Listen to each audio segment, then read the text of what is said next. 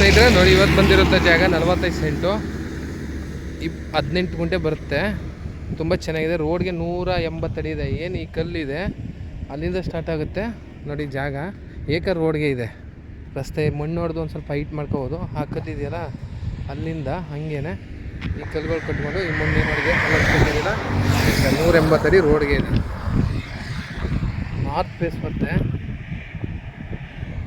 ನೋಡಿ. ಇಲ್ಲಿಂದ ಬೆಂಗಳೂರಿಗೆ 130 ಕಿಲೋಮೀಟ್ರು, ಮೈಸೂರಿಗೆ 62 kilometre, Kollegal 3 kilometre. Highway, state highway. ತುಂಬ ಚೆನ್ನಾಗಿದೆ. ಅಕ್ಕಪಕ್ಕ ಎಲ್ಲ ಇವಾಗ ಹೊಸ್ದಾಗಿ ನೋಡಿ ಅಂಗಡಿಗಳು ಮಳಿಗೆ ಎಲ್ಲ ಮಾಡ್ಕೋತಾವ್ರೆ. ಏನಾರು ಕಮರ್ಷಿಯಲ್ ಮಾಡ್ಬೋದು. ಬರೀ 20 ಗುಂಟೆಗೆ 1 ಗುಂಟೆ ಕಮ್ಮಿ ಇದೆ. 2 ಗುಂಟೆ 18 ಗುಂಟೆ ಬರುತ್ತೆ. ಇವರು 1,40,00,000 ಹೇಳ್ತಾವ್ರೆ ಎಕರೆಗೆ. ಅಂದರೆ 20 ಗುಂಟೆಗೆ ಹಾಕಿ 70 ಲಕ್ಷ ಹೆಚ್ಚು ಕಡಿಮೆ ಬೀಳ್ಬೋದು. ತುಂಬ ಚೆನ್ನಾಗಿದೆ. ಕಮರ್ಷಿಯಲ್ಲು ರೋಡ್ಗೆ ಇಬ್ಬರ ಇಟ್ಕೋಬೋದು. 10 ಗುಂಟೆ ಇಬ್ಬರು ಇಟ್ಕೋಬೋದು ಹೈವೇಗೆ. ನೋಡಿ ಒಳ್ಳೆ ವ್ಯೂ ಇದೆ. ಮುಂದೆಗಡೆ ಎಲ್ಲ ಒಳ್ಳೆ ಲೊಕೇಶನಲ್ಲಿದೆ ಜಾಗ. ಜನರಲ್ ಪ್ರಾಪರ್ಟಿ, ಲೀಗಲ್ ಆಗಿದೆ ಡಾಕ್ಯುಮೆಂಟು.